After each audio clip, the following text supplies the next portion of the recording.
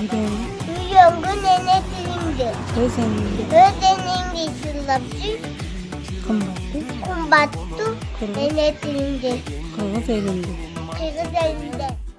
Atlar parlattı bebeğim. Anası takmattı.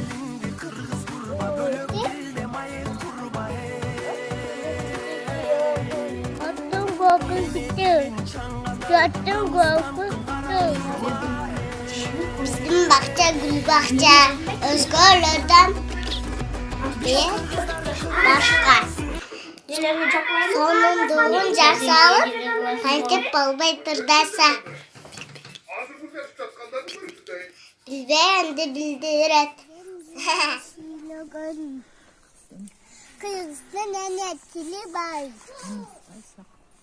Unutmaysak da uyanıp haydi sözüm biliyor. Bakramı.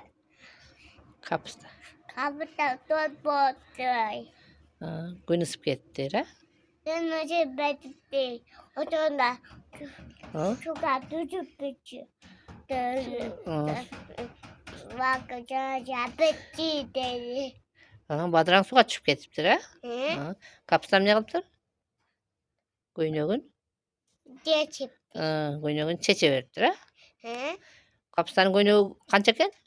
10. 10 ta көп eken ha? Hı? Anan karangı Hayattıkça üçüne dibeder. üyünsüne ketip kalıptır. Ana hazır ne tabağı şurada içine dibeder. Badıran suda üşüp kalıptır ha?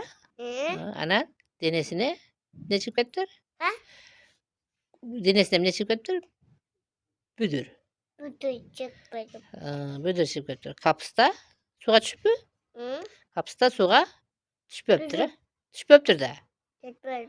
Şu düşüp öptür. Göynөгүн çeçelbey kalıptır ala. Hı? Göynөгүн çeçelbey kalıptır. Evet,